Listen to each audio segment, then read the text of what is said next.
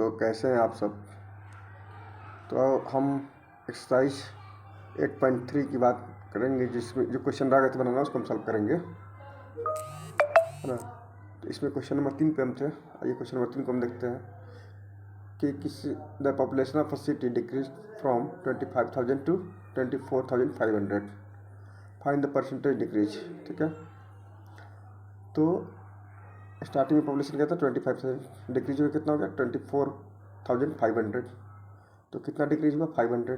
तो 500 कितना डिक्रीज हुआ 25,000 में। तो इसलिए 100 में कितना हुआ 25 बटा 500 बटा 25,000 इंटू 100, 2% पॉपुलेशन डिक्रीज हो गया। नेक्स्ट क्वेश्चन है कि Arun bought a car for 3,50,000।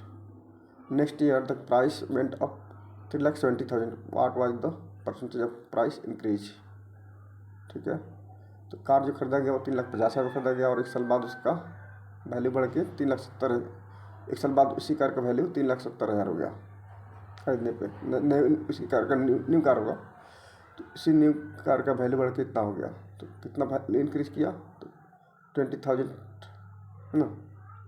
तो परसेंटेज इंक्रीज क्या हुआ 20,000 डिवाइड बाई एक साल पहले जो कार का वैल्यू था 3,50,000 इंटू 100, है ना, यानी कि 40/7 यानी 5.57% ना, इतना वैल्यू इंक्रीज हो गया। एक टीवी जो है आई बाय टीवी फॉर 10,000। एक टीवी हमने 10,000 में खरीदा और 20% के प्रॉफिट पे सेल कर दिया। तो how much money to get for it. तो कितना में कार सेल हुआ, है ना। खरीदारी रेट क्या है 10,000, 20% का प्रॉफिट है। तो क्रय मूल्य यानी कि कॉस्ट वैल्यू, विक्रय मूल्य निकालना है और परसेंटेज दिया हुआ है लाभ का। तो जानते हैं sale price equal to the cost price into 1 plus लाभ बटा 100, है ना। तो सेल प्राइस क्या हो जाएगा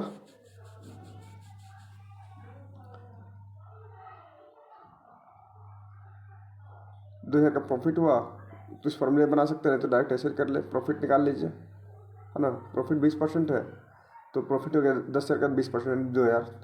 तो विक्रय मूल्य क्या हो गया sale price cost price plus profit यानी 12,000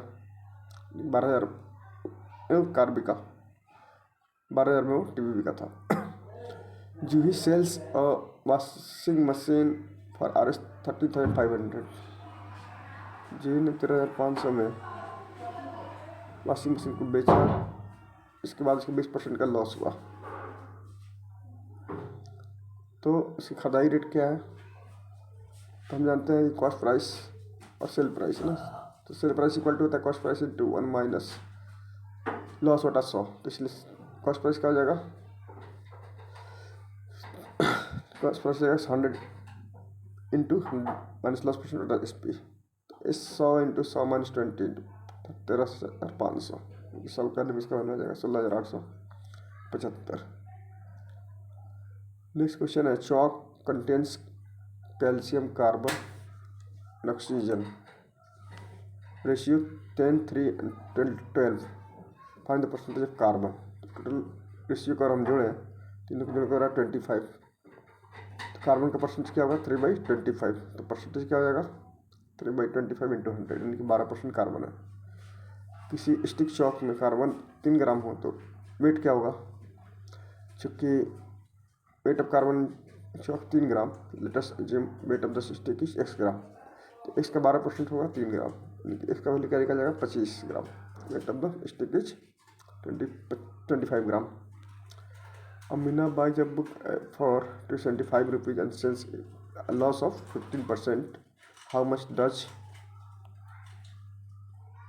she sell for it?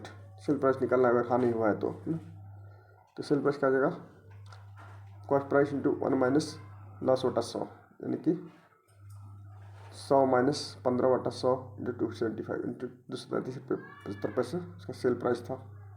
Find the amount to be paid at the end of 3 years in each case. और प्रिंसिपल 12 था जो है, rate of interest 12% per annum है ना। तो 3 साल बाद निकालना है तो हम जानते हैं फॉर्मूला होता है PTR बटा 100, है ना। तो इस सिंपल इंटरेस्ट PTR बटा 100 होता है, तो इससे क्या हो जाएगा मूलधन हमारा 1200, रेट ऑफ इंटरेस्ट 12, यह 300 बटा 100, सॉल्व करने पे 432 आएगा। इंटरेस्ट इसलिए अमाउंट क्या हो गया, प्रिंसिपल प्लस SI 1632 रुपये।